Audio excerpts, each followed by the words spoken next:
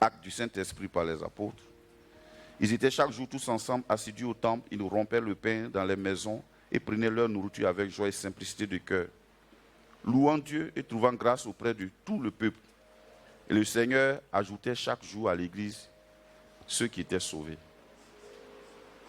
La Bible dit, et le Seigneur ajoutait chaque jour à l'église ceux qui étaient sauvés. Pourquoi le Seigneur ajoutait chaque jour à l'église? Non, pas parce qu'ils étaient assidus. C'est vrai, ils étaient assidus, oui. Mais ils faisaient quoi? Quand ils sont assidus, ils louaient Dieu chaque jour. Ils louaient Dieu chaque jour. Louant Dieu et trouvant grâce. Louant Dieu. C'est-à-dire que la louange et l'adoration ne sont pas l'affaire de l'équipe de louange, mais de tout le peuple. Vous voyez que tout à l'heure, quand on a commencé à chanter, ils étaient assis, non, derrière leur micro, sans chanter dans les micros, mais on entendait tout le monde chanter. C'est ce qu'on doit faire chaque jour. Amen. Gloire à Dieu. Et quand Dieu est loué, adoré dans un coin, c'est lui qui fait venir les gens, il les ajoute. Il les ajoute. Amen. C'est vrai qu'on sort pour évangéliser, mais pour que notre effort d'évangélisation soit récompensé, il faut que l'endroit où on va les emmener là soit un fleuve saint. Il n'y a pas de poisson dans la mer morte.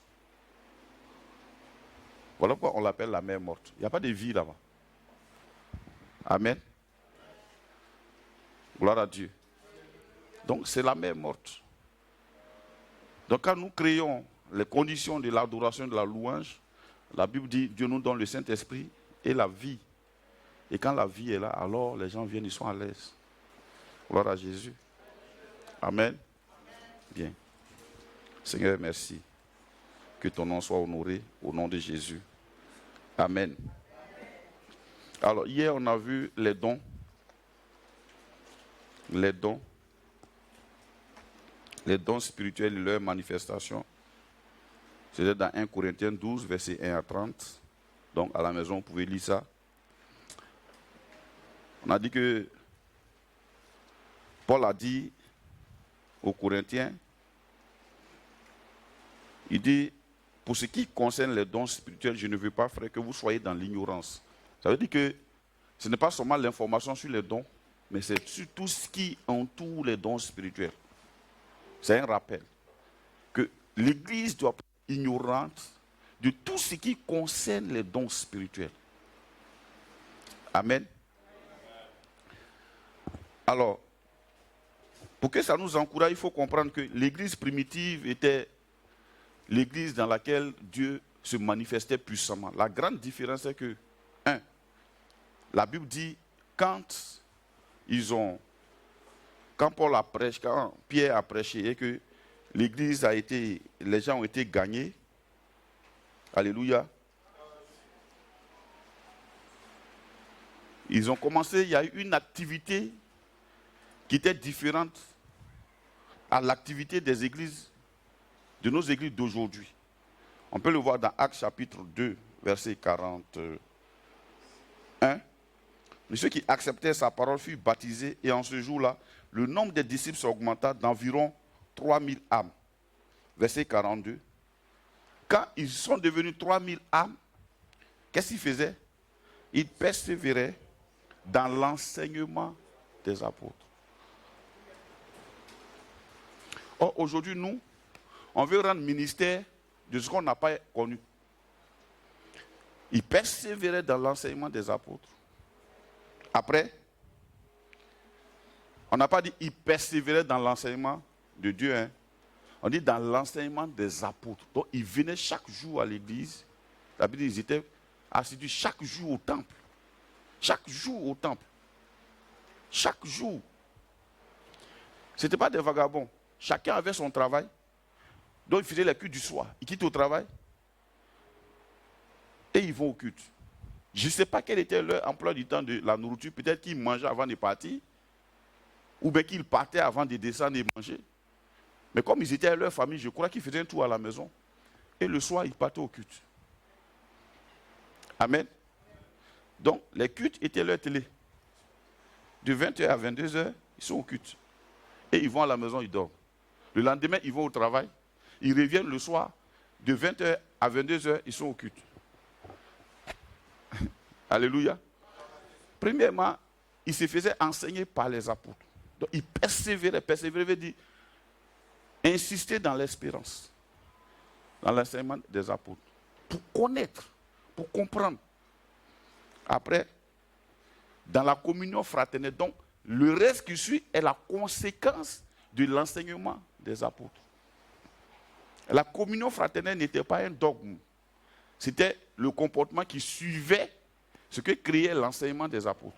Donc, quelqu'un qui n'est pas enseigné, frère, il ne peut pas aimer. Son amour sera toujours un amour dilué. Il va t'aimer, mais le jour où il a besoin de te reprendre un peu, il va dire, non, je l'aime. Ça, ce n'est pas de l'amour. C'est comme si ton mari est dans une affaire, tu sais que l'affaire là, il va perdre l'argent, et puis tu dis, comme je l'aime, je lui dis rien. Et il investit dedans, et puis il perd son argent. Est-ce que tu l'aimes? Est-ce que c'est de l'amour? Par exemple, tu es comptable, ton mari est homme d'affaires. Et tu sais que ça là, tu as déjà géré une telle affaire. Il vient investir dedans, tu dis, si je lui dis non, il va se fâcher. Je l'aime, donc je le laisse y faire. Ce n'est pas de l'amour, c'est autre chose. Donc, après quand vous lisez la suite, les autres qui suivent là sont la conséquence de ça. Donc, ils persévéraient dans l'enseignement. Donc, Paul dit ici aux Corinthiens, pour ce qui concerne les dons spirituels, je veux que ce mois-ci soit le mois de la manifestation des dons. Si tu es là que tu n'as jamais parlé en langue, comment déjà à te préparer à vivre l'extraordinaire de Dieu? Comment déjà à te préparer à vivre le règne de Dieu?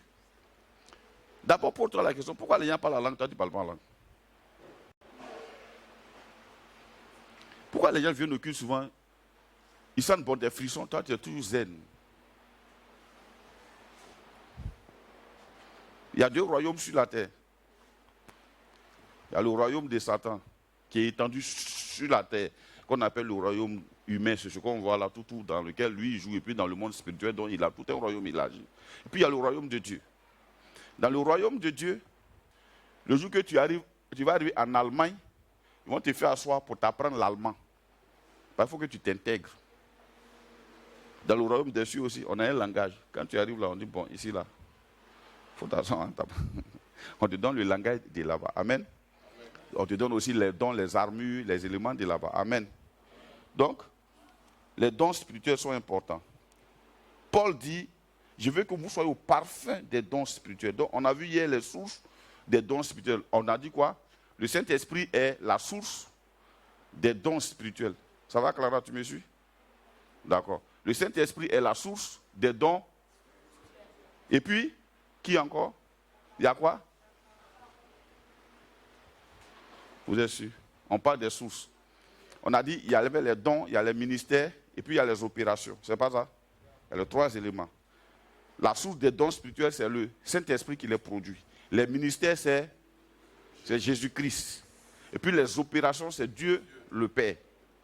Amen. Amen. Bon. Donc pour quelqu'un qui veut manifester les dons spirituels, il doit s'intéresser à qui? Au Saint-Esprit.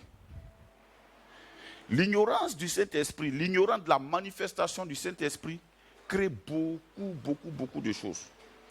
Il y en a qui pensent que le Saint-Esprit est une vapeur.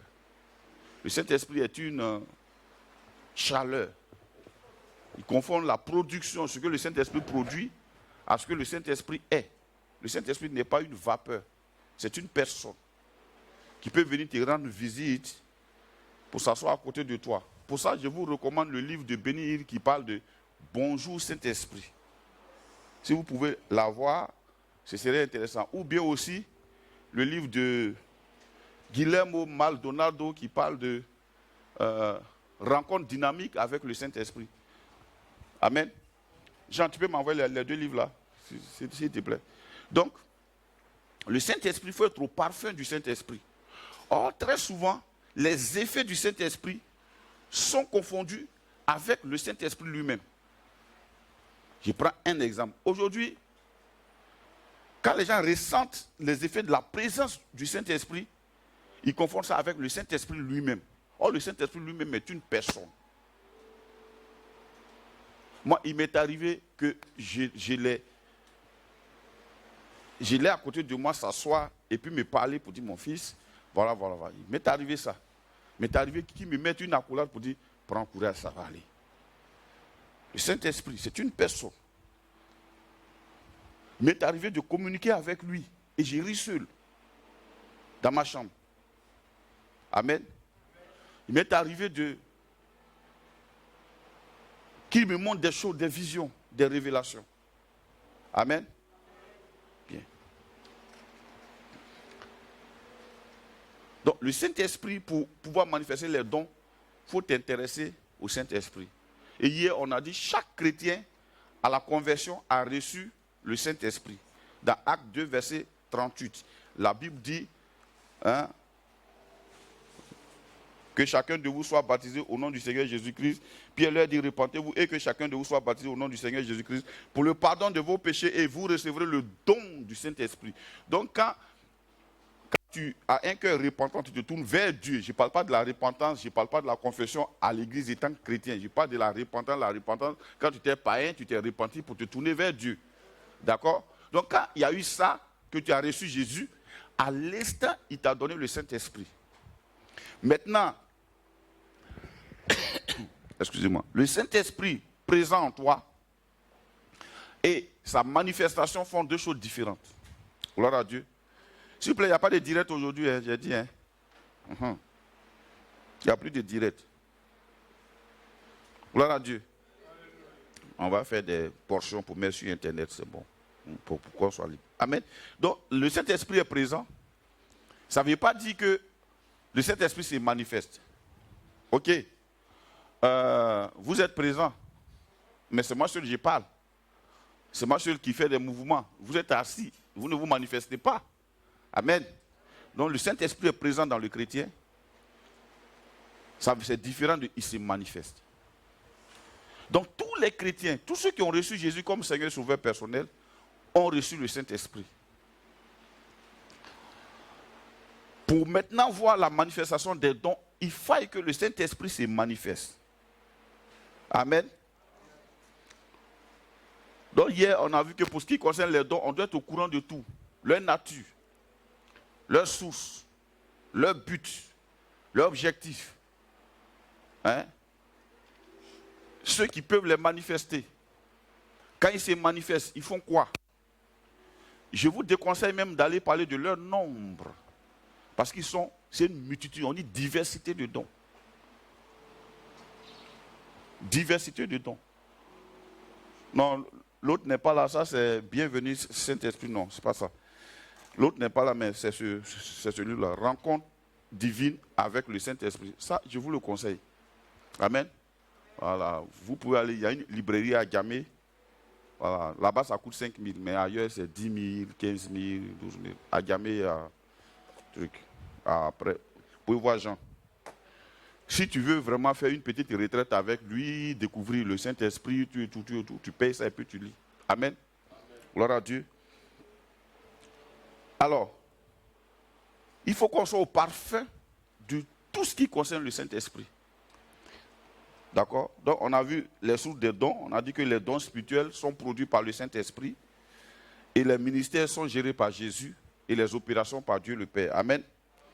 Ça est dans 1 Corinthiens 12, versets 4 à 6. D'accord? Amen. Voilà. Destination et lieu d'exercice des dons. On a dit que les dons sont pour l'Église et ont été donnés à l'Église pour l'Église. Amen. Voilà. Donc, Paul parle aux frères. Et on a dit aussi que chaque croyant est apte à manifester un ou des dons spirituels. 1 Corinthiens 12, 7, c'est une révision. Hein. Or, à chacun, la manifestation de l'Esprit est donnée pour l'utilité commune. Donc, à chacun, la manifestation, le don spirituel, donc, c'est la manifestation du Saint-Esprit. Amen. Ça va, Clara, tu me suis? Yako, c'est quoi? Et puis, tu as les yeux rouges. Tu es fatigué? Bon, d'accord, suis-moi. Suis-moi. C'est normal, toi, tu travailles beaucoup. Donc, après, on va faire le compte. Amen. Donc, la manifestation du Saint-Esprit, c'est ça qu'on appelle le don spirituel. Gloire à Dieu. Quand le Saint-Esprit se manifeste, c'est ça que le don spirituel. Donc hier, on a pris l'exemple des manifestations. Qui n'était pas là hier? Ce n'est pas pour te juger. Voilà, ok. Franklin, manifeste-toi un peu que je vois. Manifeste-toi. On dit le don est la manifestation du Saint-Esprit. Manifeste-toi.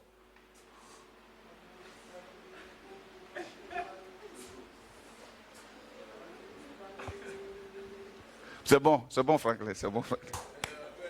Vous voyez un peu, non? Vous voyez un peu, non? Bon, est-ce que ça c'est une manifestation? Franklin, c'est bon, regarde-moi. Vous voyez un peu?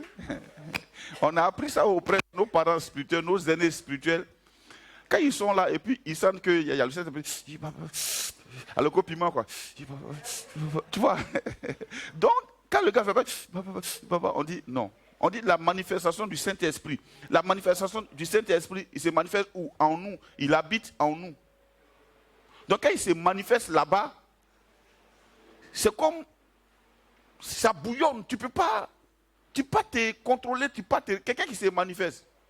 Qui d'autre? Ma fille, il faut te manifester et voir.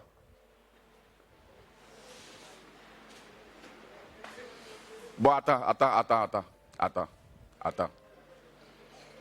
Dans la salle ici, là, il y a quelqu'un qui touche 2 millions par mois. Hein? Moi, il m'a parlé de toi. Si tu te manifestes tout de suite, là, il va comprendre que tu es une femme de truc. Voilà. Manifeste-toi, je vais voir. Manifeste-toi, je vais voir. Il y a mariage au bout, hein? Manifeste-toi. Non. Bon, d'accord. Ok, amen. Amen. Ah, tu vois, mais non. Elle a commencé à bouger un peu. Sinon, au début, elle était assise. Ah, bon. Quand on dit se manifester, c'est d'abord faire du mouvement, plus du bruit, de la voix. Comment les manifestants la font? On ne veut pas, on ne veut pas. Et puis, on ne veut pas. Ils ont les pancartes, non? N'est-ce pas? Donc, le Saint-Esprit, quand il se manifeste, il y a du mouvement en toi et il y a un bruit en toi. Amen. Donc, quand il se manifeste comme ça, ce que lui, il produit, c'est le don spirituel. Maintenant, c'est quand le don se manifeste par ta bouche ou bien par tes mains, on voit alors que le Saint-Esprit s'est manifesté en toi. Sinon, quand ça se passe, c'est à l'intérieur de toi. Amen. On se comprend bien, on ne se comprend pas. Donc, pour que le Saint-Esprit se manifeste, on a vu ça hier, il faut 2 choses. Il faut une chose, mais avec 2 moyens. Il faut être rempli la parole de Dieu. Il faut être rempli du Saint-Esprit. C'est quand il est rempli en toi qu'il se manifeste. Maintenant, pour qu'il soit rempli en toi, il faut la parole de Dieu. Et puis quoi? La prière. Pardon, tu peux me trouver le passage de Jérémie là où il a dit, mange ce livre. Amen. Dieu a donné un livre à Jérémie. Le rouleau. Il dit, mange-le. Je ne sais pas si c'est Jérémie ou bien Esaïe. C'est qu'il y a deux prophètes à qui il a donné. Il y a Ézéchiel aussi. Hein? Ézéchiel 3:1. Il me dit, fils de l'homme. Regarde par quoi il commence. Il dit, fils de l'homme. Donc, attends, Dieu sait que c'est le fils de l'homme.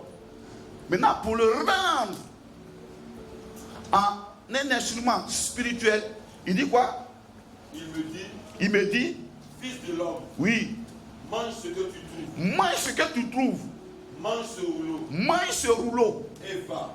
Et va. Parle à la maison d'Israël. Et parle à la maison d'Israël. Oui.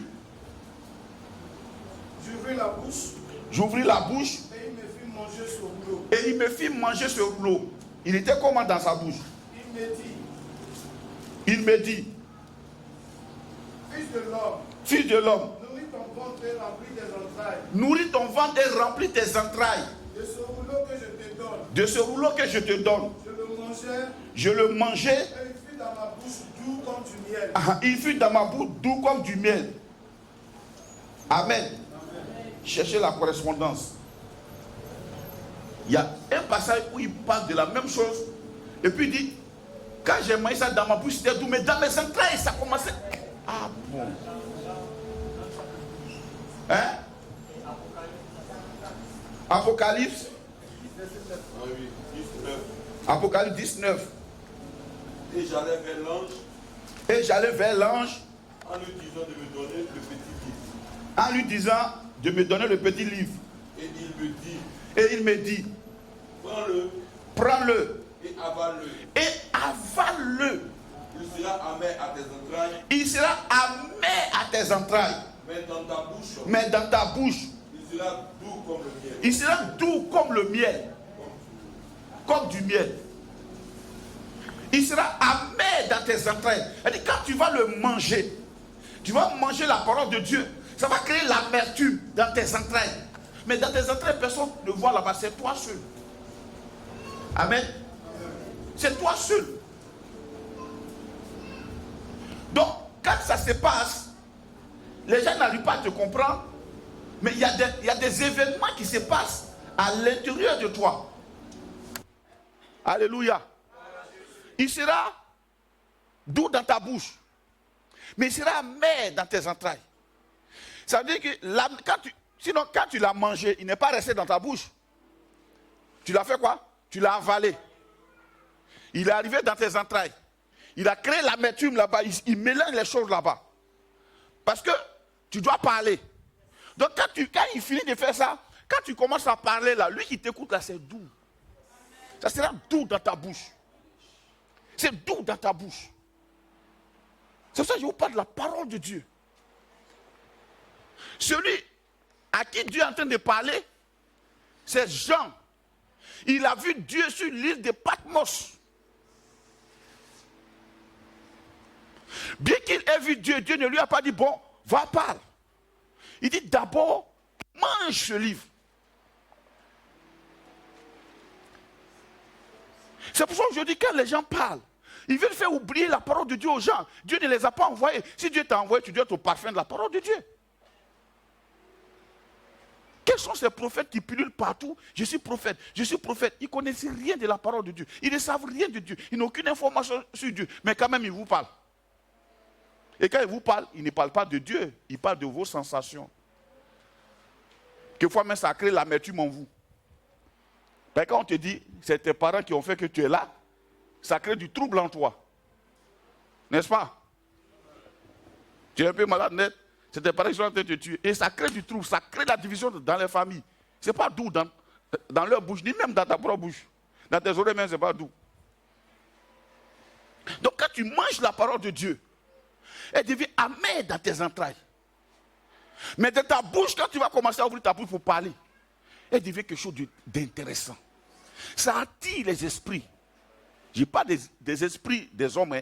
Je ne parle pas des esprits diaboliques. Ça chasse les esprits diaboliques et ça attire les gens vers toi. Quand tu commences à parler, on a envie de t'écouter. Alléluia. C'est quoi Pierre a dit? Il dit, à qui irons-nous? Tu as les paroles de la vie éternelle. Quand tu commences à parler, on a la vie. Alléluia. Donc, la parole de Dieu, elle est importante. On doit la manger. On doit la manger. C'est pourquoi je vous dis, tous les jours, je vous répète, au commencement était la parole. Allez-y dans la parole. Vivez dans la parole. Vous ne serez jamais déçus par la parole. Une prophétie peut mentir. Il peut y avoir peut-être que dans une prophétie, mais dans la parole de Dieu, il n'y a pas d'erreur. Elle est claire et limpide. Un homme peut rêver et puis son rêve peut être faux. Combien de rêves toi-même tu as fait qui se sont avérés faux? Il y a juste qu'il y a des jours, tu as rêvé, tu étais tellement riche, quand tu t'es réveillé, tu t'es fâché.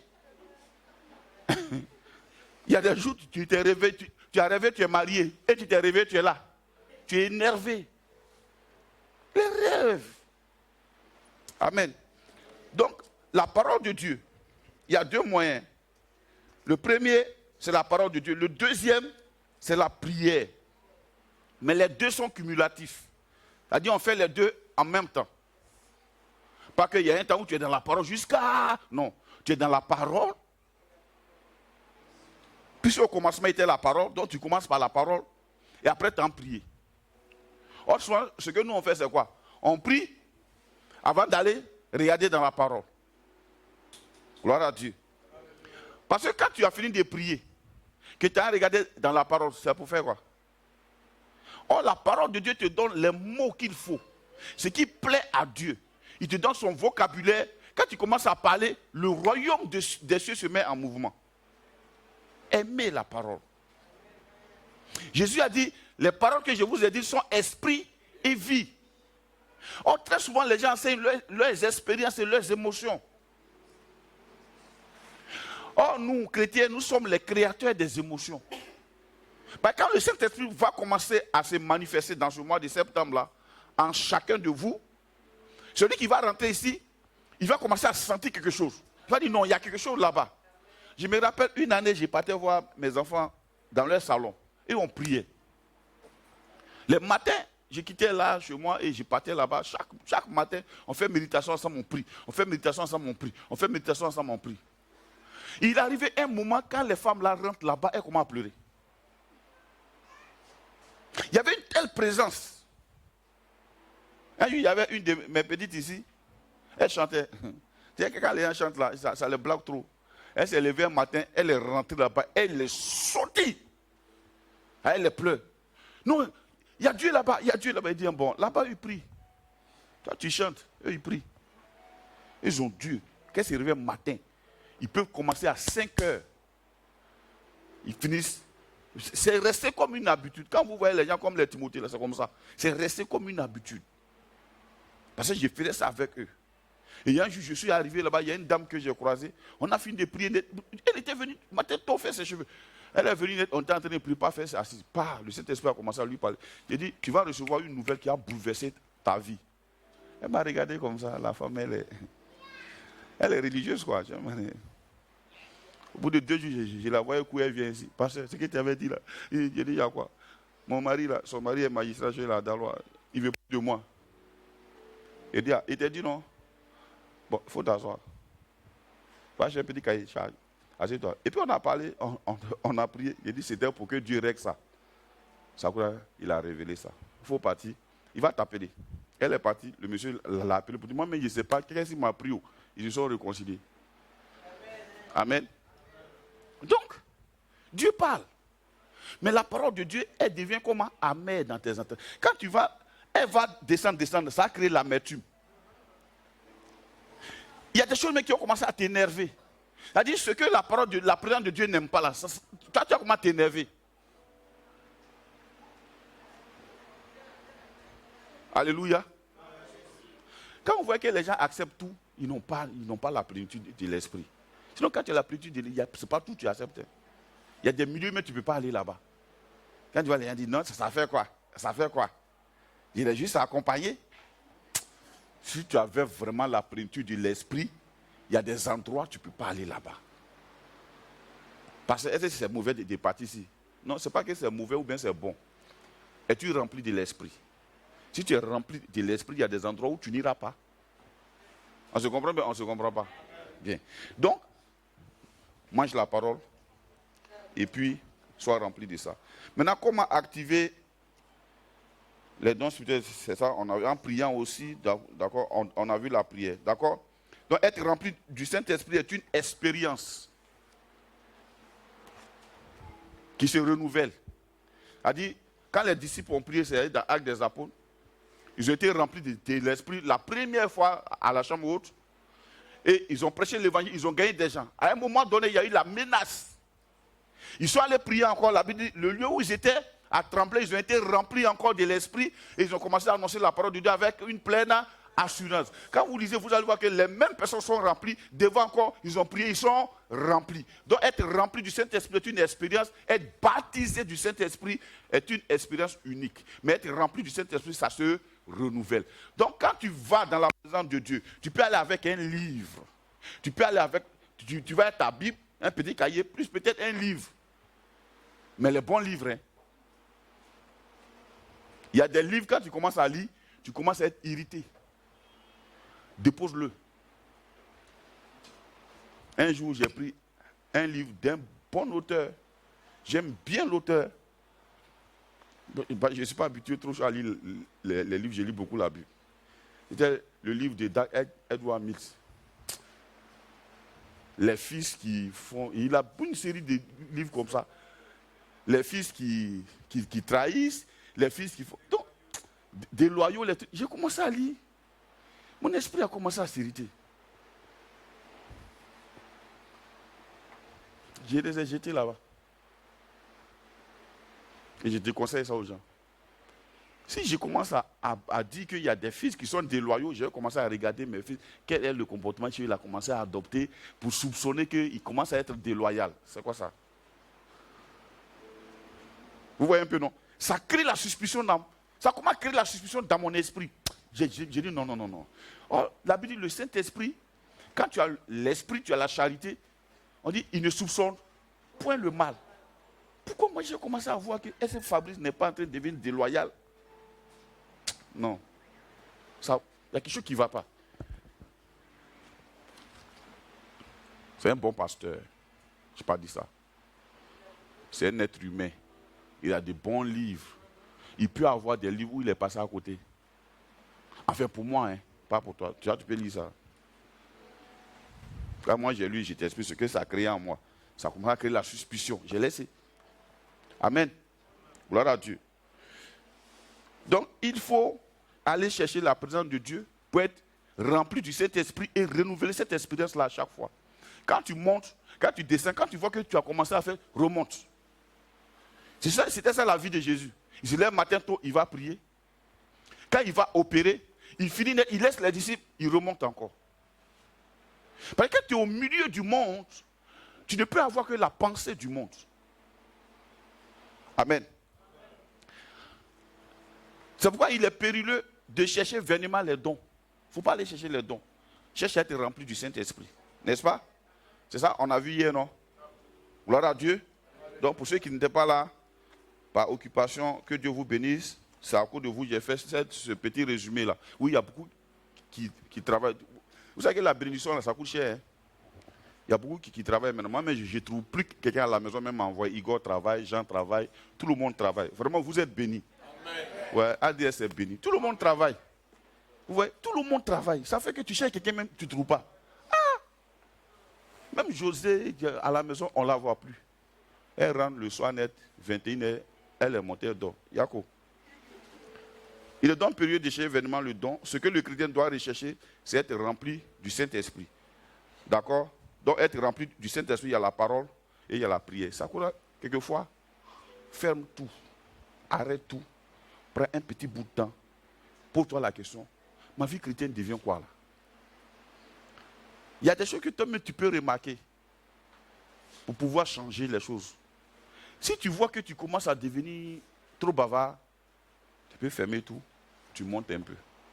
Si tu vois qu'il y a des petites colères qui commencent à se manifester, madame ne te dit rien de trop mauvais, puis bam, bam, bam. La pression de la vie a commencé à prendre le dessus, ferme tout, monte. Amen. Quand tu vois aussi que tu commences à avoir peur, il y a une peur pour ton lendemain façon là, ferme tout, monte. Amen. Quelquefois même tu n'as pas encore commencé à travailler, tu es déjà inquiet. J'ai travaillé, mais tu es encore étudiant, tu es inquiet. Monte. Amen. Gloire à Dieu. Donc aujourd'hui, on va voir un peu leur manifestation. D'accord? Bien.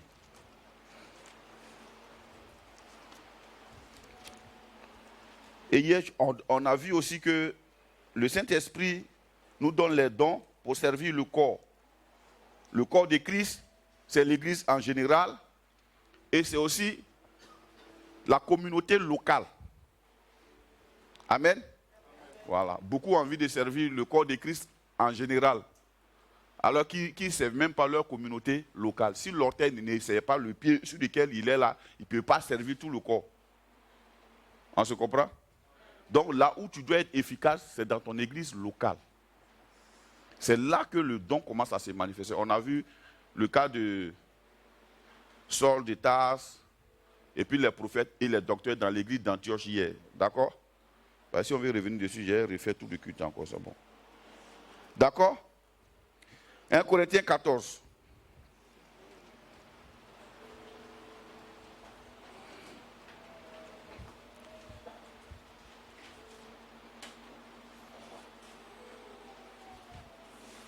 Verset 1.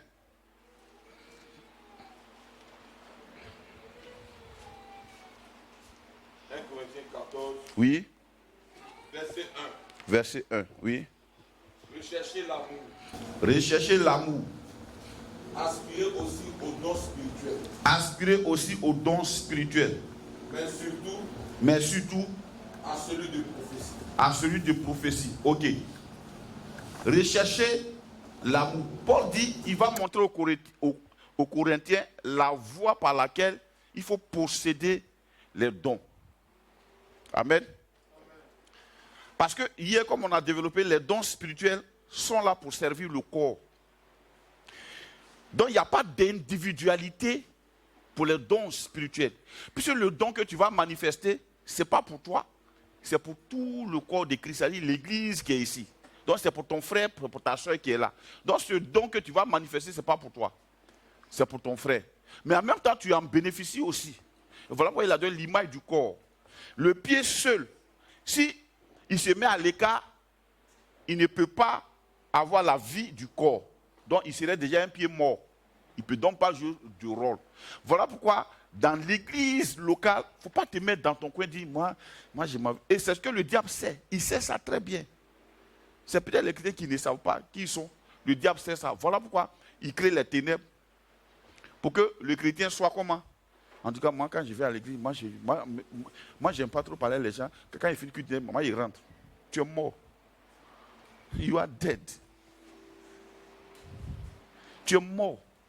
Puisque ce que tu as en toi ne servira à personne. Donc tu t'en vas. Comme quelqu'un qui va à un concert et qui sort et qui rentre. Ceux qui ont trouvé vos concerts, on ne les connaît pas souvent, ton voisin, même tu le connais. Il a payé son ticket et il est venu. Tu rentres et puis, bon, tu sors.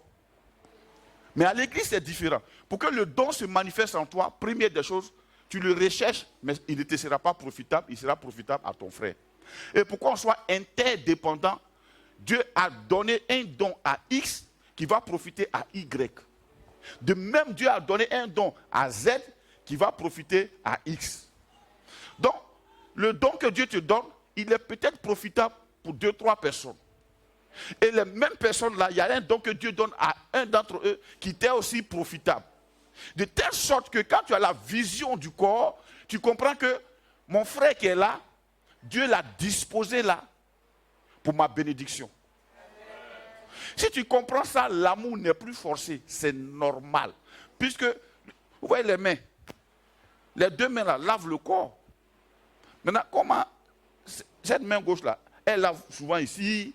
Maintenant, bon, qui la lave? C'est ça. Qui lave ça là? C'est ça. C'est exactement. Suppose que ça dit, bon, moi je n'ai pas besoin de toi, main droite. Tu vas rester la salle. Tu vas laver les autres sans te laver. Parce que ici là, tu ne peux pas laver ici. Tu es obligé de prendre, même ici là, on ne peut pas se laver. Tu es obligé de prendre et faire comme ça, mais ce n'est pas bien lavé. Tu prends ici. N'est-ce pas? Tu laves. N'est-ce pas? Amen. C'est exactement comme ça que le don spirituel fonctionne. Donc quand le diable vient, il sème les graines de la division. Gloire à Dieu. C'est pour ça que je vous dis, parlez avec vous selon la vérité. Et réconciliez-vous. Or, les gens veulent se réconcilier sans la vérité. Ça ne marche pas, frère. Donc, nous sommes imbriqués. Si Dieu t'a planté ici, il a mis quelqu'un aussi ici pour ta bénédiction. Voilà pourquoi vous voyez ceux qui changent de communauté comme ça, là, ils pensent qu'ils genre, moi je m'avais... Non, moi, mais si c'est comme moi, j'ai quitté l'église. Tu le reprends un peu de... Moi, en tout cas, papa m'a mal parlé, vous, tu t'en vas. Il faut partir. Où tu vas arriver là-bas, là. Regarde, lui qui a ta bénédiction, il est assis ici. Tu ne peux pas partir à lui. Il est assis ici. Amen. Donc quand tu vas souvent, tu sèches. Parce que tu n'as plus les limes là, on prend pour aiguiser les machettes. Tu n'es pas aiguisé. Donc nous sommes interdépendants. On parle des chrétiens, on ne parle pas des pasteurs. Je suis chrétien. Donc ce qui me concerne, Dieu a déposé ça en Abraham, il a déposé ça en Fabrice, il a déposé ça en toi, il a déposé ça en toi, il a déposé ça en toi. Donc quand un commence à prophétiser, Dieu donne la réponse à un frère de la situation qu'il vit. Voilà pourquoi on doit aimer le corps. Quand je dis corps, c'est l'ensemble. Parce que nous déplaçons parce qu'il y a l'ensemble. Je vais vous prendre un exemple simple. Quelquefois,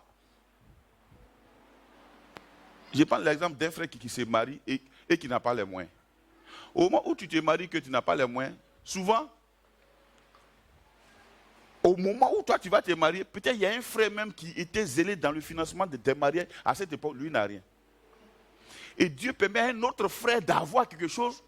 Mais toi, ton besoin est pourvu. Mais tu comptais peut-être sur Roselyne. Et à l'époque là, Roselyne n'a pas. C'est X autre qui a ça. C'est X autre que Dieu a visité, qui est venu rendre témoin. Ah, Dieu m'a fait grâce. Et puis elle dit, ah, la soeur, tu t'es marié. Bon, d'accord, moi j'ai fait ça, j'ai fait ça, j'ai fait ça. Tu n'as pas été pourvu, si. Mais pas forcément par la personne que toi, tu attendais. Voilà pourquoi c'est comme ça imbriqué. Amen. Amen. Donc, rechercher la charité, aspirer, d'accord, aussi au don spirituel, mais surtout à celui de prophétie. Je dis bien à celui de prophétie. Qu'est-ce que ça vous dit?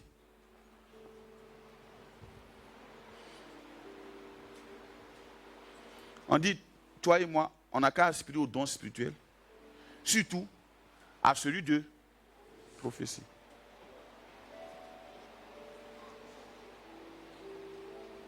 Hier, j'ai dit que je dis l'église là. Dieu a pourvu à l'église. Si toi, tu dois aspirer au don de prophétie, ça veut dire quoi?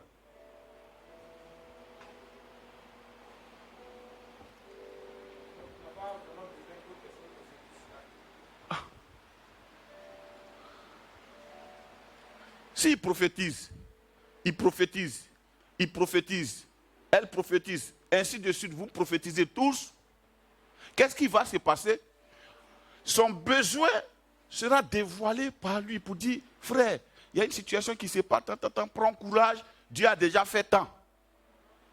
Il n'aura plus besoin de sortir de l'église pour aller courir, aller chercher un voyant.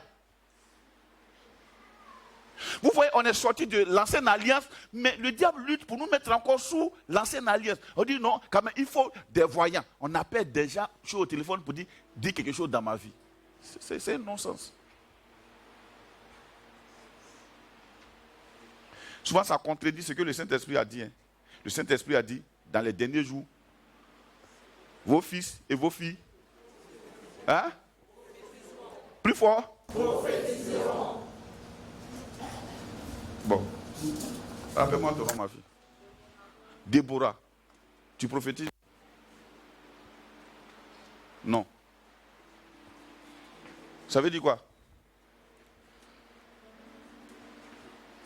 Ça veut dire quoi? Si elle ne prophétise pas, ça veut dire quoi? Hein? Non. Elle est fille. Elle est fils. Oui. Elle n'aspire pas, d'accord? Quelqu'un d'autre? Moi, j'ai une réponse choquante. C'est une fille malade.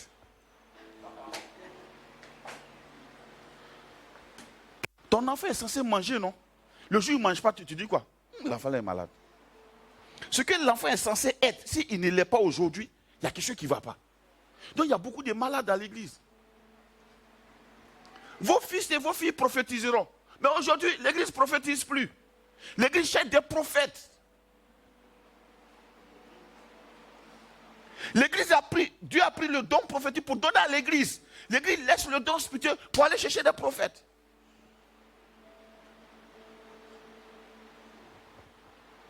Je n'ai pas dit que tu es malade. Hein. D'accord, c'est un exemple. Amen. C'est-à-dire que si je ne prophétise pas, je suis malade. C'est anormal. Il dit quand le Saint-Esprit va venir là, vos fils et vos filles prophétiseront. On viendra les trouver. Les brassa, les katabababa. Les saisons arrivent, frère. Oh, c'est des saisons merveilleuses. C'est des saisons de gloire. C'est des saisons de puissance. Est-ce que vous savez que la prophétie enrichit? Quand vous voyez une église qui est pauvre, c'est parce qu'elle est pauvre en prophétie.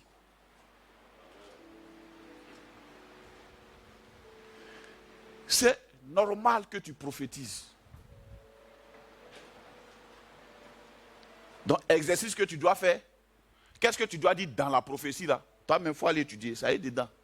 On dit celui qui prophétise, il fait quoi? Il exhorte, il console, il encourage, il édifie. Bon. Je parle de la prophétie en tant que don. Je ne parle pas du ministère prophétique. La prophétie en tant que don, une fois que la prophétie, normalement, elle devait être remplie ici. Donc, si une sœur s'élève et puis elle commence à prophétiser, c'est comme ça que souvent les gens, ça commence. Tu vois, on habille ça de tellement de choses pour dire que Dieu est en train de parler. Est-ce que Dieu oublie de faire pour parler? Ça arrive, mais je vais vous expliquer pourquoi ça arrive. Ça arrive parce que la personne résiste. Dieu veut parler, lui, il résiste. Donc, il est là, ça veut sortir. Il ne faut pas faire, on va me regarder ici. Et puis, ainsi parle l'Éternel. Tu veux pas, mais lui veut parler. Et puis, tu parles en bris. Et tu parles de façon maintenant saccadée, façon. Et c'est devenu tellement habituel qu'on pense que quand le Saint-Esprit, c'est comme ça que ça doit être. Ce n'est pas vrai. Amen. Donc, quand la prophétie est là, les besoins sont pourvus. Gloire à Dieu. Gloire à Dieu.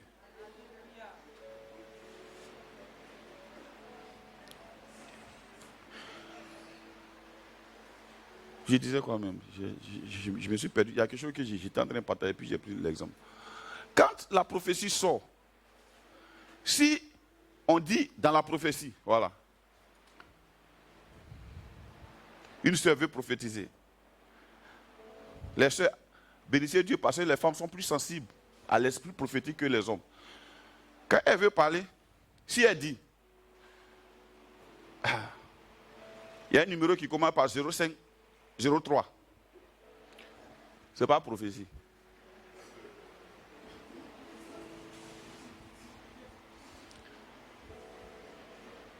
Tu as ta grand-mère qui est au village, qui t'a enterré dans un canari. Elle dit c'est une prophétie. Hein? Ce n'est pas une prophétie. En quoi ça te console? En quoi ça t'exhorte? En quoi ça t'édifie? En fait, le prophète, il voit la prophétie, voit le travail que Dieu est en train de faire et il te révèle pour t'encourager. La prophétie ne voit pas le travail de l'ennemi.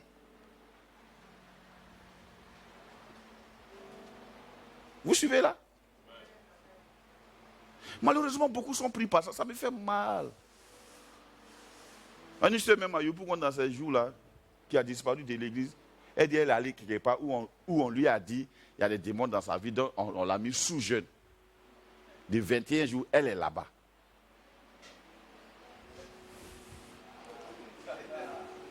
Elle a commencé à chanter dans l'équipe de louange. Hein. Le pianiste était tellement fâché. Il dit si elle arrive là, elle ne passe même pas à côté de où il y a appareil, elle ne passe plus là-bas même. Vous voyez? Quelqu'un t'a vu dehors, il y a des démons dans ta vie. Prends jour de jeûne. Si moi, je dois jeûner pour chasser un démon, ça veut dire que j'ai des problèmes. Ou bien, c'est que Dieu n'est pas... Attends, c'est que Dieu n'est pas efficace. Pour chasser un démon, tu jeûnes. Non, toi aussi. Amen. Donc la prophétie édifie, elle console, elle oriente. Donc n'aie pas peur de prophétiser. Prophétise. Amen. Bon. Maintenant, les dons, comment est-ce qu'on les manifeste à l'église? 1 Corinthiens 14, après verset 26, on va lire. Paul dit, que fait donc frère? Quelqu'un lit? Que fait donc frère? Oui. lorsque vous vous assemblez, Oui. les uns ou les autres parmi vous, Oui. ont-ils un cantique? Attends. Donc, avoir un cantique est un don. Ouais, un peu non. Recevoir un cantique tel qu'il a donné là, c'est un don, c'est Dieu qui le donne. Bon. Vous arrivez matin, le cantique qui est sorti là, c'est Dieu qui l'a donné. Chantez-le. Restez là, chantez-le. Une fois que ça prend, que vous voyez que ça se manifeste, chantez-le. Alléluia. Ma chérie. Alléluia. Les uns ou les autres parmi vous ont-ils un cantique? On dit lorsque vous. Donc les dons se manifestent où? À l'église. Quand nous sommes assemblés.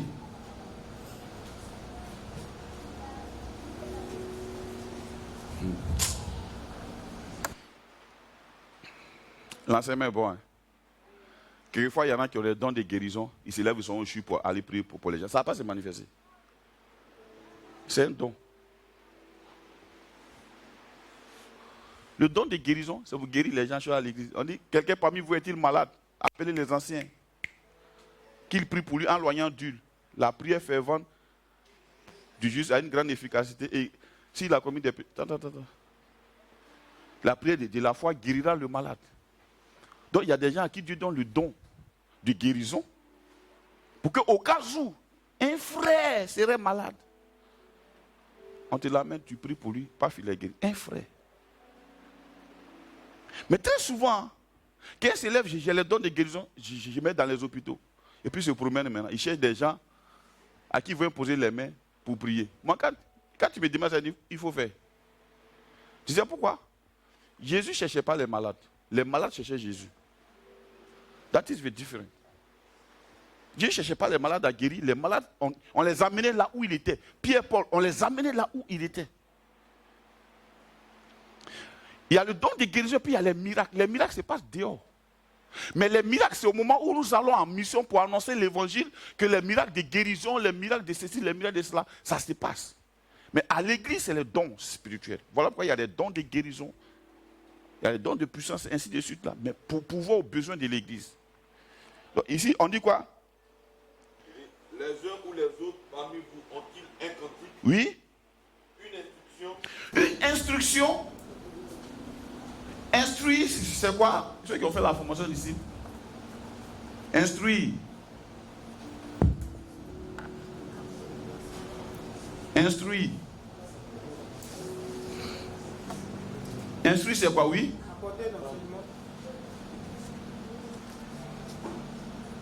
Oui. Je parle de ceux qui ont fait la formation d'ici. C'est ce qu'on a dit là-bas. Instruire, on dit quoi? Hein? Instruire pour vivre selon Dieu, oui. Pour savoir comment marcher sur la voie du Seigneur. L'instruction te montre comment tu dois marcher. L'enseignement te montre la voie. L'instruction te dit comment tu dois marcher sur la voie, n'est-ce pas? Vous êtes jeunes comme ça. L'instruction te montre comment tu dois marcher sur la voie. L'enseignement te montre la voie à suivre. L'instruction te montre comment tu dois marcher sur la voie. Ça, c'est le livret 2. Amen. Bon, d'accord. Il y en a qui se posent la question, mais livret 2 de quoi, ma chère? Il faut faire formation d'ici. C'est gratuit. Amen.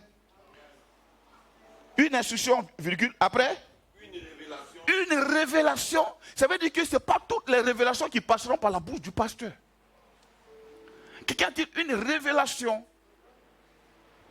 Amen. Je me rappelle une année, j'étais assis derrière la table de mystère, puis il y a un monsieur qui est rentré à l'église où on était. Et il avait une bizarre avec une mallette. Il est venu, il parlait à les gens du service d'ordre à l'entrée. Il dit, lui veut venir s'asseoir où il y a les pasteurs. Et j'étais assis à la table, je n'ai pas entendu, mais j'ai eu la révélation dans mon esprit qu'il veut aller devant. Parce qu'il est venu avec un ensemble d'éléments pour envoûter l'église. Et en même temps, le Seigneur m'a dit, ils n'ont qu'à le laisser pour aller s'asseoir devant. Au moment où le Seigneur m'a dit que je voulais bouger net, mon frère, le prophète Max s'est levé. Il allait le chercher, il dit, bon, il n'a qu'à venir s'asseoir devant. Le gars est venu, s'est assis. Il n'a pas tenu 2 minutes. Quand le culte a... Il n'a pas tenu 2 minutes. Il s'est levé, il transpire. Il transpire. Avec sa mallette, il transpire.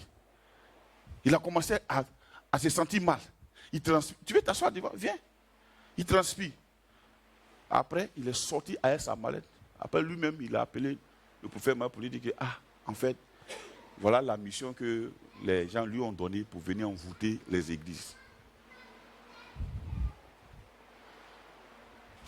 Vous comprenez pourquoi souvent, quand quelqu'un vient, je suis pasteur, il faut t'asseoir. I don't know you. Tu es pasteur, tu es micro, tu as pris. Souvent les gens quittent là-bas, papa, je suis appelé. Tu es appelé, non? Il faut t'asseoir. Tu es appelé? Je ne te connais pas, il faut t'asseoir, petit. Il a mallette en main. Il dit, les prophètes, veut s'asseoir devant pour endormir l'église. Mais comme là, il y avait des gens qui étaient nés de nouveau, il a commencé à transpirer. Dieu était là-haut. Il n'a pas trop la révélation. Il pense que l'église, quand il entend sur l'église, c'est une assemblée de païens qui viennent s'asseoir pour leur pensée philosophique. Amen. D'accord? Une révélation. Donc ça, c'est une révélation. Une quoi? Une langue. Une interprétation. Que tout se fasse pour l'édification. Donc, quand tu es assis, que tu as une révélation, le but de la révélation que Dieu t'a donnée, c'est pour édifier. Ce n'est pas pour montrer que Dieu te parle, c'est pour édifier. Oh, malheureusement. Et ce qui se passe, c'est un don. Donc, Dieu te le donne à l'instant. Une fois qu'il s'est manifesté, c'est fini, tu ne l'as plus. Hein? C'est ce qui trompe les gens. Regarde, tu ne l'as plus. Hein? Ce n'est pas un ministère, tu ne l'as plus. C'est la différence, le don et puis le ministère. Tu ne l'as plus. Ce n'est pas parce que tu as prié pour un malade, il est guéri. Là que tu as te levé, tu as dit que demain si tu pries pour quelqu'un d'autre, tu vas guérir. Ça, c'est erreur de Gawa. Dieu t'a utilisé comme un instrument, puis il t'a donné le don à l'instant. Il t'a donné la révélation sur à l'instant. Ça ne veut pas dire que chaque jour que tu te réveilles, tu peux avoir une révélation pour quelqu'un. Non. Vous comprenez là? C'est-à-dire que la même révélation que tu as eue, cette même révélation de même nature peut être donnée à quelqu'un d'autre à côté de toi le jour où toi tu n'es pas disposé et disponible.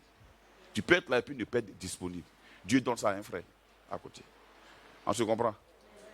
Donc chacun de nous est apte à manifester. Donc tout doit se faire pour l'édification. Après, il dit quoi? En est-il qui parle en langue? Oui. Que deux ou trois ou plus parlent? Oui. Chacun à son tour. Et que quelqu'un interprète. Bien. On continue. S'il n'y a point d'interprète, oui. Qu'on se taise dans l'église. Oui. Et qu'on parle à soi-même et à Dieu. Bien. Pour ce qui est des prophètes. Attends, ça c'est les dons spirituels. Le parler en langue. Vous voyez, le parler en langue, il y a le parler en langue et puis il y a prier en langue. Prier par l'esprit. Quand tu es en train de prier par l'esprit, c'est différent de parler en langue. Quand tu parles en langue, tu peux parler à l'église dans une langue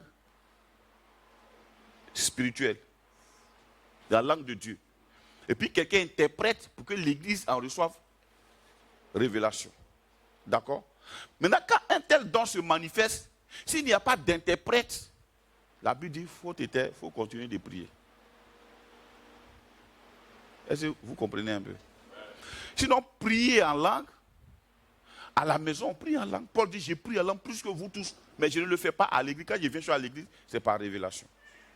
Je veux que Dieu me révèle. Donc, quand c'est les révélations en langue que Dieu donne, Dieu te donne une langue que tu es en train de parler. Si c'est pour parler à l'église, par exemple, on peut dire, on prie comme ça, on adore, et puis il y a un temps de silence.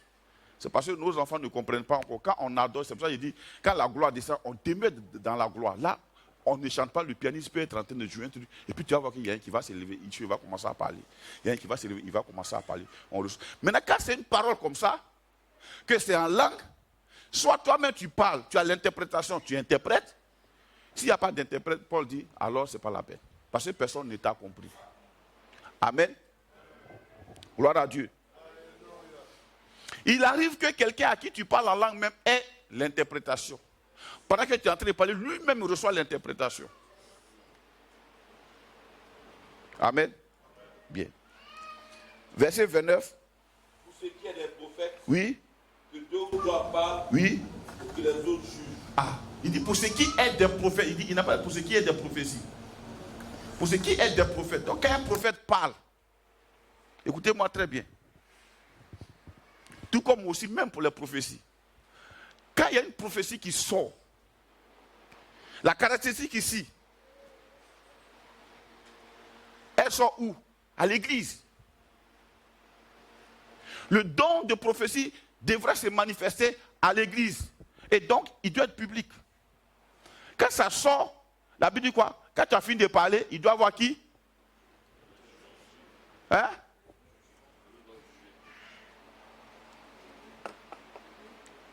Il doit avoir des juges. Pour juger, on prend note de ce que tu es en train de dire là.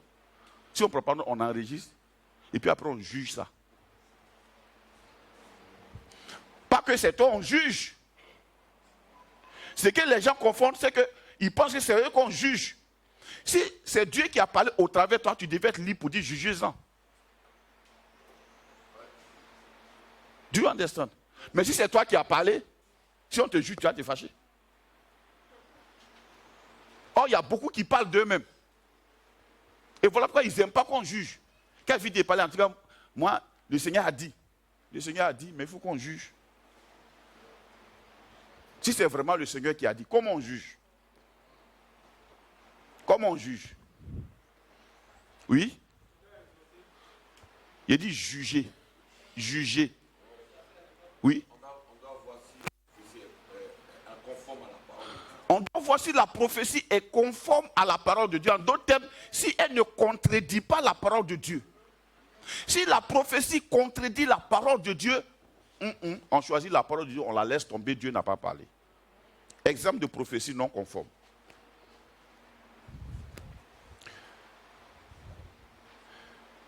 Un jour, il y a un homme de Dieu que j'ai reçu, il a dit à une de mes jeunes filles qui était là, qui n'est plus là, ta maman là, retire-toi un peu, retire-toi. Jean, ça coûte de sa maman, si elle a des problèmes, elle n'a qu'à se retirer de sa maman. Dieu a parlé ou bien Dieu n'a pas parlé? C'est un prophète, hein? C'est un prophète. Oui, Dieu l'a appelé prophète. C'est un vrai prophète. Dieu a parlé ou bien Dieu n'a pas parlé? Pourquoi Dieu n'a pas parlé? Donnez-moi la parole de Dieu. Bon, d'accord. Après? N'abandonne pas ta mère quand elle est dans un vieil âge. Parce qu'au nord, ton père et ta mère, là, c'est un peu un truc passe-partout. Ce n'est pas dans tous les cas. Hein. Si ta mère te pousse à prendre deuxième femme, elle n'est pas à honorer. Hein.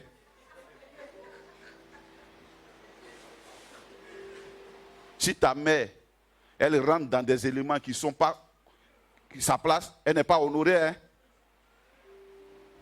Si ta mère elle te pousse à avoir copine, elle n'est pas à honorer. Hein. On se comprend, mais on ne se comprend pas. D'accord, ok. Ah oui, oui, oui. La Bible dit que chaque homme est sa femme, que chaque femme est son mari. J'ai ma femme, et tu viens, tu dis vraiment, ta copine que je connais, elle était vraiment bien. Maman, je suis marié. C'est ma femme qui est là. Soit tu la respectes, ou bien tu te tais. Voilà, à jamais. Amen. Il y a une parenthèse. Donc, n'abandonne pas ta mère qu'elle est d'un vieil. Donc, quand une prophétie comme ça sort, jugez. Or, quand la Bible dit juger, ça veut dire prenez note, analysez, regardez, observez. Si c'est conforme à la parole de Dieu. Si ce n'est pas conforme, si ça ne contredit pas la parole de Dieu, si ça s'aligne dans le sens de la parole de Dieu, dans le courant de la parole de Dieu, alors retenez-la. Dans le cas contraire, rejetez-la. On se comprend? Donc quand tu as prophétisé, sois à l'aise pour qu'on juge.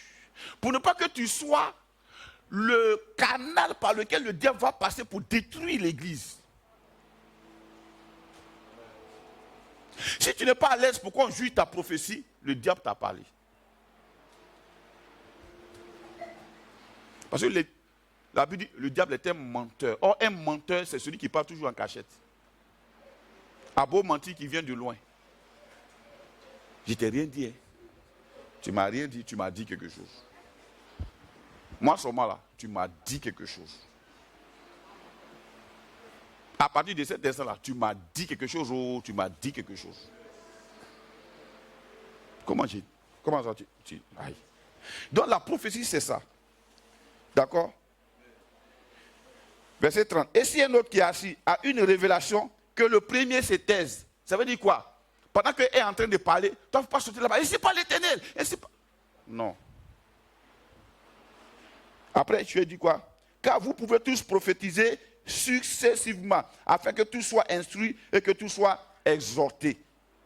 Les esprits des prophètes sont soumis aux prophètes. Car Dieu n'est pas un Dieu de désordre, mais de paix, comme dans toutes les églises des saints. Bon, ok, ça, on va parler de ça un jour. Amen. Donc, quand il y a la prophétie, comprenez, et jugez. On n'est pas en train de te juger, toi qui donnes la prophétie. On est en train de juger la prophétie que tu as donnée. Regardez bien, pour que vous compreniez. Samuel était un grand prophète. La Bible dit qu'il n'a pas laissé tomber à terre la parole qui lui a été donnée. Mais un jour, Dieu envoie Samuel dans la maison d'Isaïe pour désigner le roi. Il arrive, il voit Eliab. Il dit certainement, loin de l'Éternel et en face de moi. Si Samuel s'est trompé, que crois-tu que tu es? Qui crois-tu que tu es pour ne pas que tu puisses te tromper toi?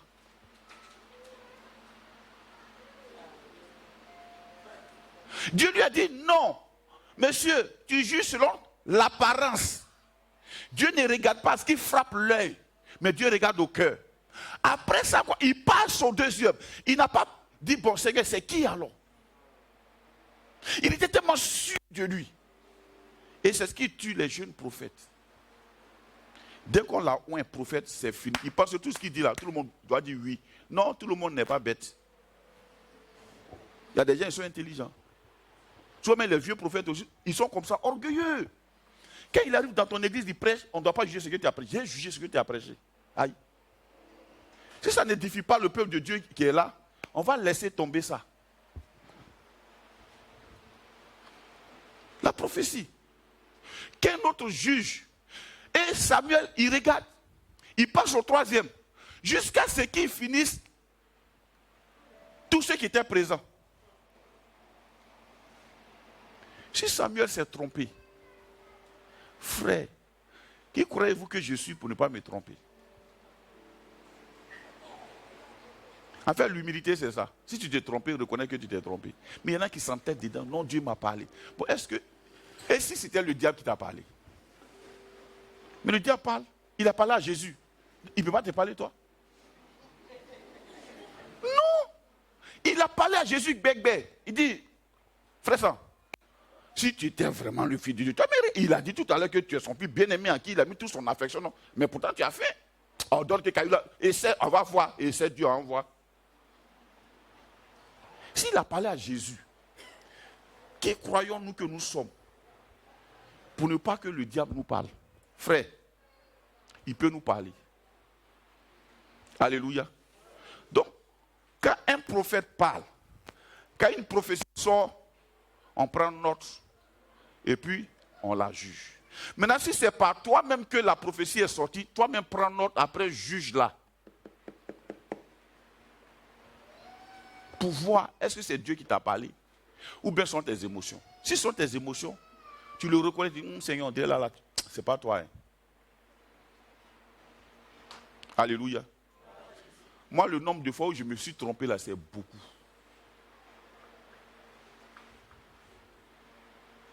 Il y a des gens, je me suis dit, non, ça là, mon fils, ça là, il est bien, non, ça, il est bien. Mais après là, quand le film sort, j'attrape ma tête, mes intestins, mes reins. Hein?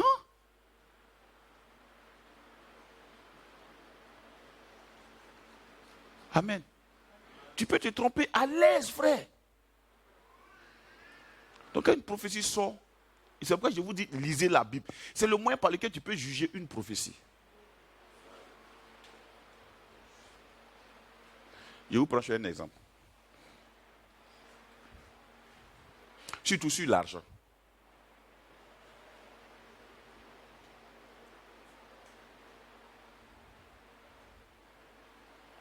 C'est trop facile quand tu es arrivé que les gens aient des révélations sur toi. C'est trop facile ça.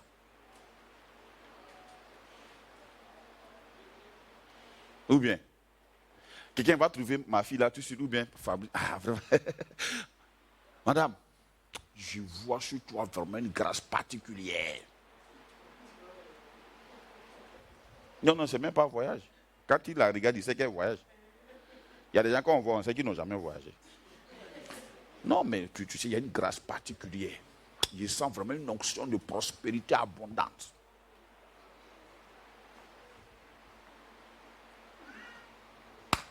C'est quoi?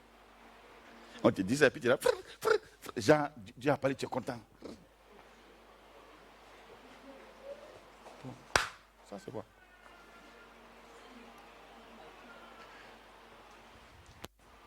Tu es le fils ou la fille de quelqu'un qui est très riche, d'un roi. Toi, monsieur, tu n'as rien dit. C'est normal ce que tu as dit là. Ça, c'est normal. Toi aussi. Ou bien même supposons que. Mais pourquoi quand elle était petite, maigrichonne là, avec son piercing ici là, tu ne l'as pas vu? Ah, c'est ici, non? J'ai oublié le piercing là où c'était. Tellement Dieu a fait. Pourquoi là, tu ne l'as pas vu? Ou bien un matin. Parce que souvent, le gars peut venir scanner quoi. Il y a une ML là-bas. Frère, vraiment, responsable, Dieu même m'a mis à cœur. Que tant. Mais quelqu'un qui roule dans ML, tu as quel problème?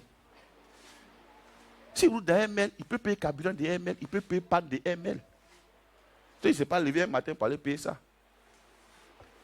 Ou bien? Toi aussi. Bon, pourquoi quand Dieu ne t'a pas montré ça? Tu le vois en ville, il est dans ML, c'est maintenant que tu as lui donné révélation. Mon frère, je préfère mon ADS. Tu ne m'as rien dit. Et c'est ça qui émeut les gens. Je vous dis la vérité. Les gens ne verront jamais au moment où vous êtes 0-0 là. Là où Arnold est, là tout à l'heure, là, mon vieux.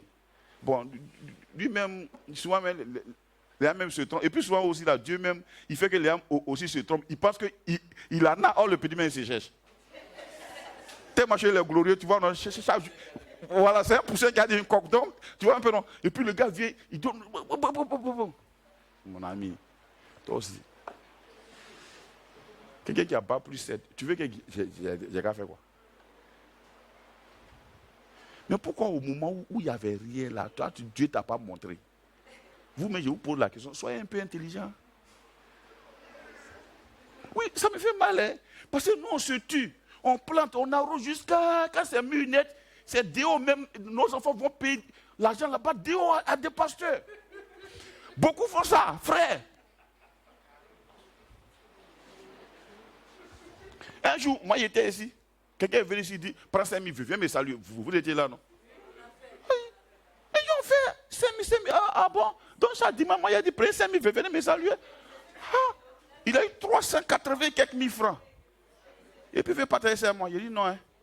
Moi je ne touche pas ça. Il faut prendre tout, tu as parti. Parce que c'est ton action prophétique, tu as fait où? Moi je ne suis pas dedans. Vous comprenez un peu, non? Donc, quand Dieu parle, il parle des mystères. Ce n'est pas critique, hein. Je suis en train de vous dire, dans Ewa 1000 dit, n'imitez pas Midas. Le livre est là. Donc c'est normal que quand il y a des trucs qui se passent, on vous dit, n'imitez pas ça. Donc si tu es prophète, que tu es là, il ne faut pas aller dire là-bas que vraiment, bon, tu arrives dans une église, on t'invite. Et c'est pour ça que les jeunes ne veulent pas se mettre sous la responsabilité de leur père. Ils veulent aller faire ça. Tu as dit, non. Prenez 10 000, venez me saluer. Il y a une onction spéciale de prospérité. Ah! Mon frère,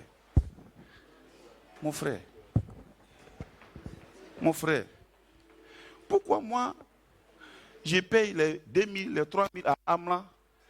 Et puis elle devient demain. Et puis maintenant, toi, c'est toi qui as onction.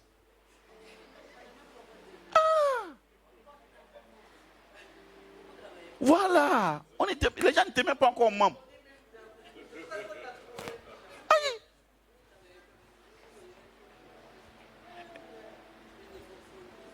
Bon, mon petit qui est là, j'ai une de ces vidéos, elle a son petit t-shirt rouge noir, elle a son petit sac à dos, il vient. Bon, aujourd'hui là, il descend d'une voiture jolie comme ça. Toi, tu vas venir dire que, mon frère, pourquoi au moment où il marchait pour aller manger les placalis là, Dieu ne t'a pas parlé? Pourquoi au château? Pourquoi Dieu ne t'a pas parlé là? Hein? Pourquoi Dieu ne t'a pas parlé? Et c'est comme ça aussi Dieu parle aussi aux filles. C'est comme ça, l'église est vide là. Mais pourquoi au moment où il avait petit t-shirt rouge au château, Dieu ne t'a pas parlé là? Il est devenu un peu net là, il n'est même pas encore arrivé loin un peu, il est devenu là, petit là, déjà Dieu te parle. Ah! Vous comprenez? Donc quand un prophète parle, quand une prophétie sort, écrivez-la, analysez-la.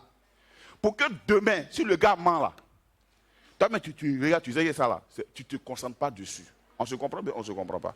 Donc, ce n'est pas toutes les prophéties qu'il faut avaler. Il faut comparer ça à la parole de Dieu.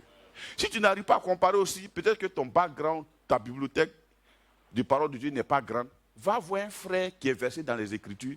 Vous dire, ah, voilà ce qu'un prophète m'a dit. Analyse et puis dis-moi, c'est comment. Hein? Ou bien?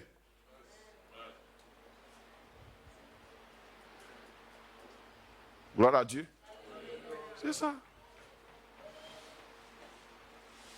Vous savez que il y a une femme aux États-Unis qui s'est levée matin. Un pasteur a prêché sur la proclamation. Elle s'est levée matin. Elle dit que Dieu lui a parlé. Elle va proclamer, elle a commencé à proclamer. Pour dire que Oral Roberts, là, c'est son mari. Elle a commencé à proclamer. Elle a proclamé jusqu'à... La femme du monsieur n'est pas morte, elle est là. Jusqu'à après, ils sont morts ensemble. Elle ne s'est pas mariée à Oral Roberts. Pourquoi? Parce que ça ne vient pas de Dieu. Tu as tué femme de quelqu'un pour le mari. Comment? Comment? Ça, c'est quelqu'un... Mais il y en a qui vous disent ça en ville. Vous comprenez un peu? La prophétie, ce n'est pas pour ça qu'on doit avoir peur de prophétiser. Hein. Je vous dis, n'ayez pas peur de prophétiser parce que c'est le canal que Dieu va utiliser pour nous bénir. Tu es la bénédiction de Dieu. Tu dois prophétiser, frère. Ma soeur, si tu ne prophétises pas, c'est que tu es malade. Apprenez à lire la Bible et puis soyez prêts à prophétiser. Maintenant, quand tu as fini de prophétiser, sois prêt aussi pour qu'un frère juge pour dire, frère, là, on dirait que ce n'est pas Dieu qui t'a parlé. Hein. Amen. Et puis tu prends note, tu grandis. Dans les dons aussi, on grandit. Si tu ne l'arroses pas, il maigrit. Donc n'ayez pas peur de prophétiser. N'ayez pas peur de parler. N'ayez pas peur de chanter. Tu peux être dans le peuple même, tu n'es pas obligé forcément d'être ici. Tu viens le matin, Dieu te donne un cantique, tu le donnes. Tel qu'il a fait là. Tu le donnes. On a bien compris maintenant. On ne peut pas étaler tout l'enseignement sur les dons. Il reste maintenant à faire quelque chose. Dans ce mois de septembre, vous et moi, on va se mettre d'accord. On fait comment maintenant pour que les dons se manifestent? On a dit quoi? Premièrement, non. La mise en pratique réelle, maintenant, il faut fermer le canal Horizon là, un peu. Un peu.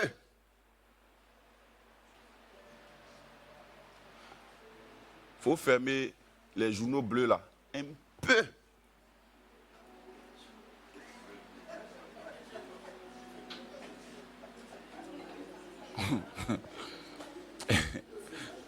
Hein?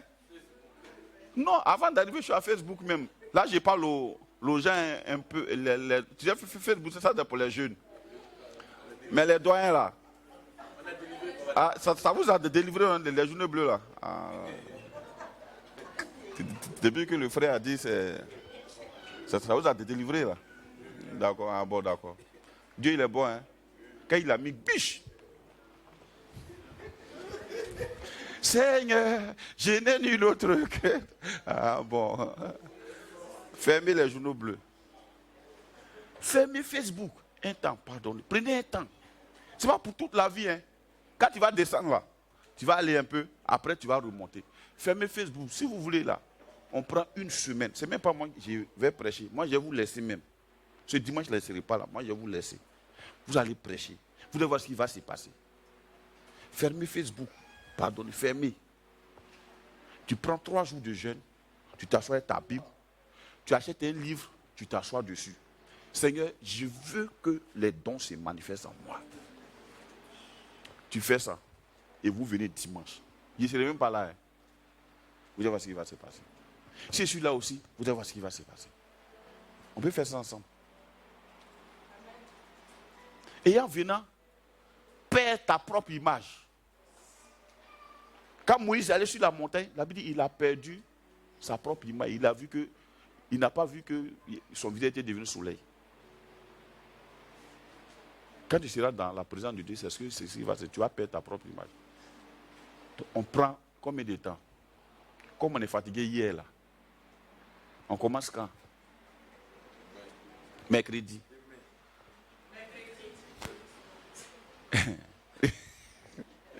Demain, non?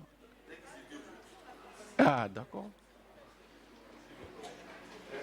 Et là, comment les gens sont en train de le regarder là-bas? C'est quoi, tu ne veux pas jeûner? Elle lui regarde quoi? Amen. Non, ce n'est pas obligatoire. Hein. Pour ceux qui veulent faire demain, là. Tu sais, c'est personnel. Prends ton livre. Si tu veux, va acheter ça là. C'est un très bon livre. Commence demain. Prends ça, mets la Bible à côté, commence. Tu vas voir ce qui va se passer. Enferme-toi un peu. Comment? Je n'ai pas dit qu'il ne faut pas aller au travail. Va au travail. Quand tu viens le soir là, enferme-toi. Si tu ne travailles pas aussi, prends 3 jours. Enferme-toi quelque part. Dans ta chambre, enferme-toi. Prie. Seigneur, je veux que ma maison change. Je veux que ta lumière apparaisse ici. Je veux que ce qui est dit dans la parole de Dieu, je veux manifester ça. Je suis ton enfant, non? Je veux manifester ça. Amen. On va se tenir debout en prier.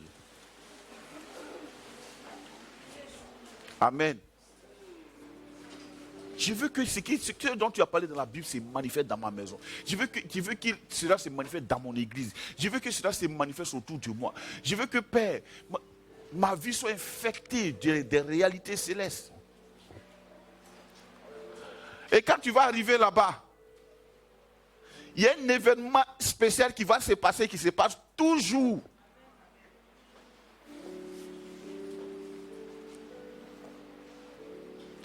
Le premier événement qui se passe et qui est extraordinaire, c'est que tu pardonnes aux gens. Je vous dis, une fois que tu es arrivé là-bas, là, tu es neuf, tu pardonnes les blessures. Tu deviens... C'est pourquoi Étienne pouvait crier, pardonne-leur. Yeah.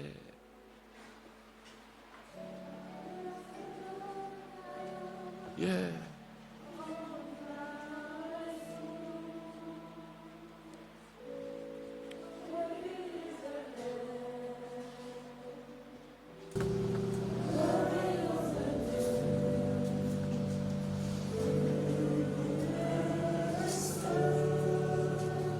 On va dire merci au Seigneur. Laissons le clavier sur.